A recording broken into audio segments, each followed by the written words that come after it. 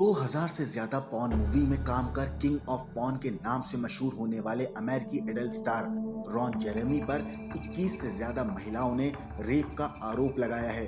दुष्कर्म का आरोपी रॉन फिलहाल जेल में है और उसके खिलाफ कोर्ट में ट्रायल चल रहा है।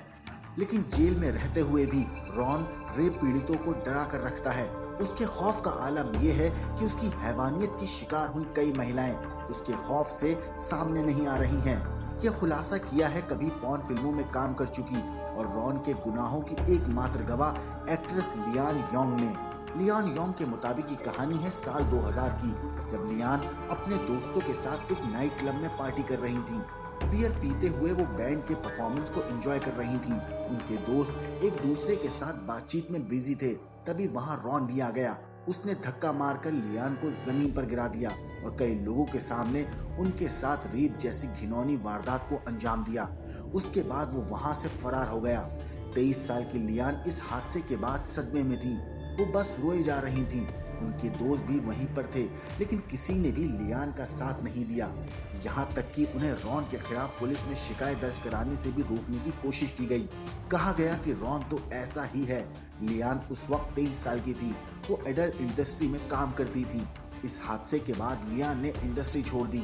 अपनी कहानी के साथ लियान ने भी इस बात का भी खुलासा किया कि रॉन ने एक 47 साल की पूर्व एडल्ट स्टार का भी रेप किया है, जिसके साथ उसकी दोस्ती भी थी।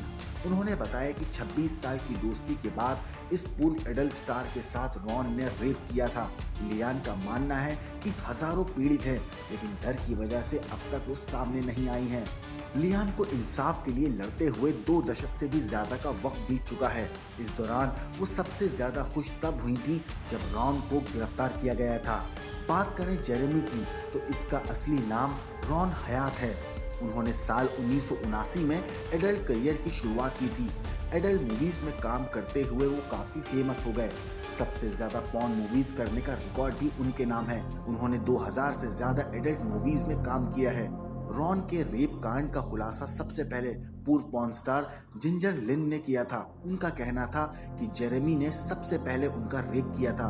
उन्होंने बताया कि साल 1983 में जेरेमी ने हवाई के होटल में उन पर अटैक किया था। तब वो एक बीच किनारे अपने मंगेतर के साथ 21वां जन्मदिन मना रही थीं। वो चेंज करने के लिए बाथरूम में गई थीं। इसी दौरान जेरेमी ने उन पर हमला कर दिया था। इन आरोपों के बाद जिंजर लिन को काफी विरोध का सामना करना पड़ा था। लोगों ने एक्ट्रेस पर झूठ बोलने का आरोप लगाया था। हालांकि वक्त के साथ कई और महिलाएं सामने आने लगीं और जेरेमी के खिलाफ सेक्सुअल असॉल्ट के मामले बढ़ते गए। इसके बाद साल 2017 में पहली बार जेरेमी के खिलाफ कोई खुलकर सामने आया था। तब यूट्यूबर जिंजर बैंक्स ने 10 मिनट का एक वीडियो क्लिप शेयर किया था। इसमें उन्होंने जेरेमी पर लगे रेप और सेक्सुअल असॉल्ट के मुख्य मामलों के बारे में बताया था। तब LA टाइम्स ने इस मामले की जांच की थी। इसके बाद अमेरिकी प्रोसिक्यूटर ने उनके खिलाफ केस दर्ज करवा दिया, जिसके बाद साल 2021 के अगस्त में जेरेमी को गिरफ्तार कर लिया गया। लेकिन जेल में रहने के बावजूद रॉन अभी भी उन लोगों को काफी प्रताड़ित कर रहा है।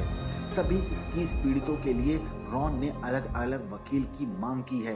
इसके अलावा बीमारी का बहाना बनाकर वो लगातार ट्रायल की डेट को आगे बढ़ाने की कोशिश करता रहता है। ब्यूरो रिपोर्ट, क्राइम तक।